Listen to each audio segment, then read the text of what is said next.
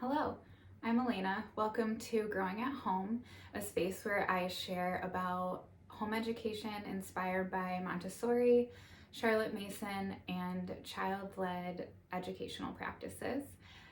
One of the main tenets of both Charlotte Mason and Montessori, as well as other like the unschooling movement and other child-led educational philosophies, is to let the environment be the teacher.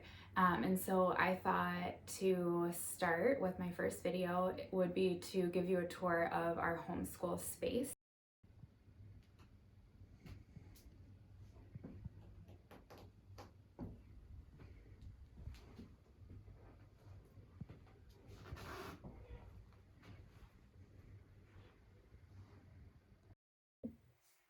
All right, so this is where, like these are all the kids materials. So I did like the adult storage, and now this is like the kid storage. And we have different spots like this throughout our house, but this is like primarily our school stuff. We do have a craft cart that has lived in here, but is currently downstairs because that's where we seem to be doing the most like impromptu kind of crafting things. And so that's our craft cart is down there, but we have like some basic supplies up here, like colored pencils and crayons, paper, that kind of thing. And so the main way that I sort of have this separated out now is like this is all of the play stuff, open-ended play materials, and then these are works that coincide with what we're studying. And so right now I have sorry, each of the different like cubbies will stay to the best of my ability based on like the size needed for the tray for the material. I try to keep them the same. So like this is our art area, and this is our artwork, and our art picture lives here.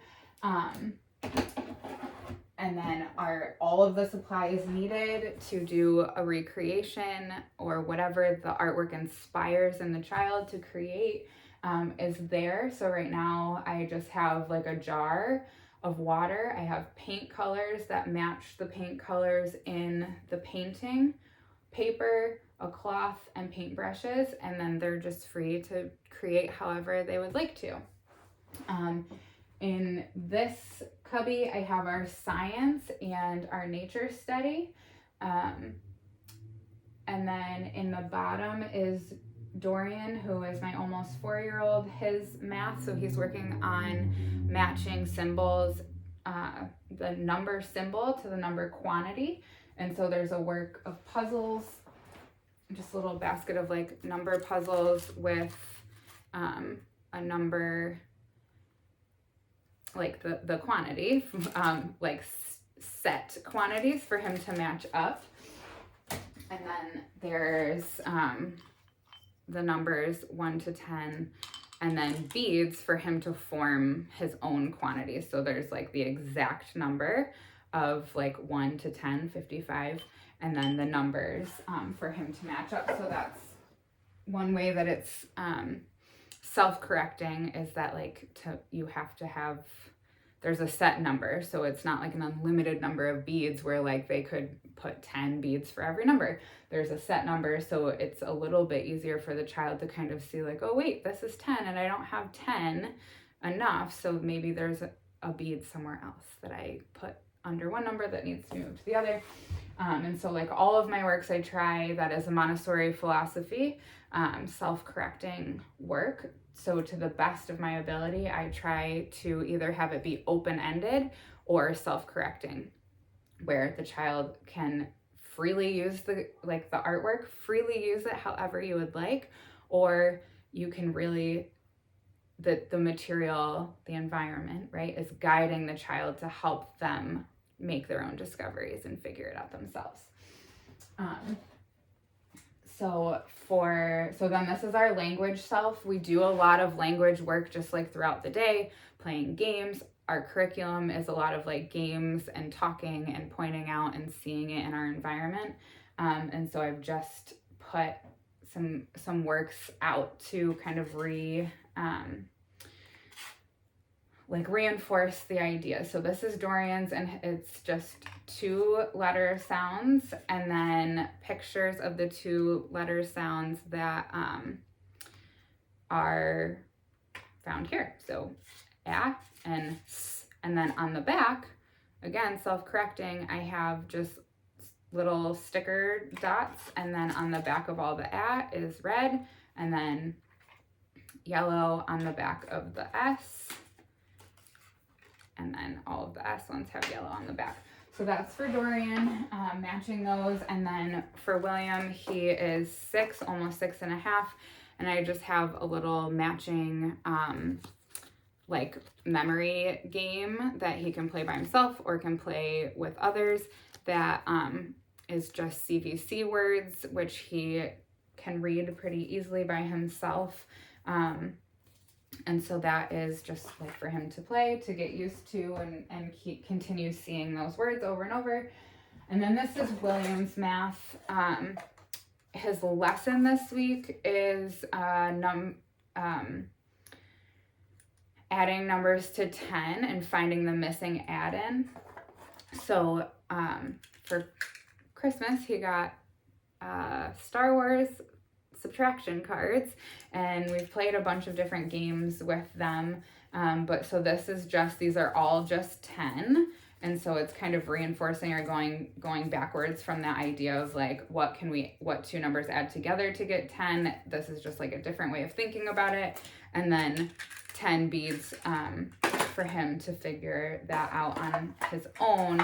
And then once I give his math lesson, I have a 10 frame that I will also add in over here, or if he's interested in it, I'll bring it out for him to use. But right now it's in my book for the lesson so that I don't forget that that's what I need to use. And then our literature study is up here, which will most likely almost always be some kind of play-based work. But for the first few books of the year, or of the curriculum we're using, is just like shorter picture books. So from our more lengthy ones, we'll have more of like a story basket kind of thing. This one we're reading is about a name, and so I just have like little name cards that they can make or use to write their own name. Dorian, I expect, would just like color on the paper and not try to write his name, but he is starting to recognize and be able to see his name places, which is exciting. And William can write his name very well at this point, and so I just have some letter stamps, paper, stamps, and crayons for them to create like a name sign or just explore with their name. And then our nature study, I don't think I did those, is just a light board so we're sitting snowflakes, so a light board with some like small world play kind of things to create their own snowflakes on the light board, and then snowflake beading with just different plastic beads and a sparkly thing. Pipe cleaners. And then our science is the formation of planets and the universe. And so it's an experiment that I saw online, because we've tried it's from Blossom and Root. We've tried some of the other experiments and they did not work out for us. And so this one is just like magnets that you put down, and as you shake them, they move together, and it's to show the gravitational pull of things, and the closer they get, the bigger the mass gets. And so I feel like that's like a cool, I don't know, I thought it was cool way to reinforce that idea. On top here I have just our spines, and so this is like the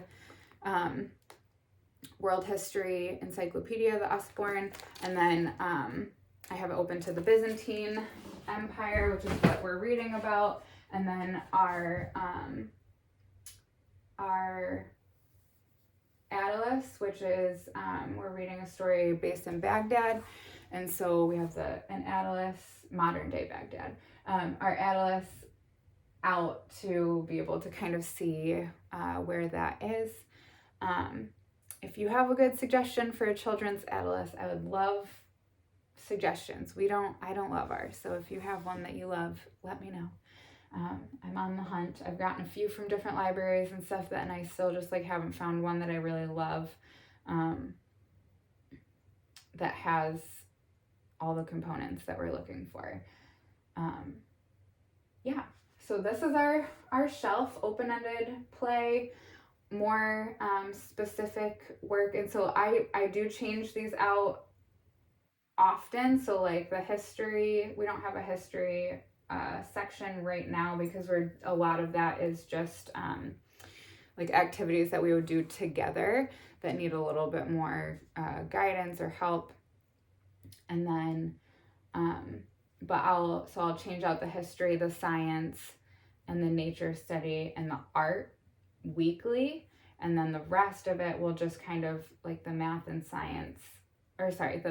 and language will evolve with them as they like master it. Then we'll move on to kind of the next thing. So those might stay, or if I'm noticing that they're just not being used at all, then I'll change them out for something else.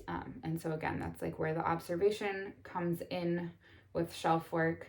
Sometimes I put like, people are always like, oh, your shelves look so lovely. I'm so, love all the ideas.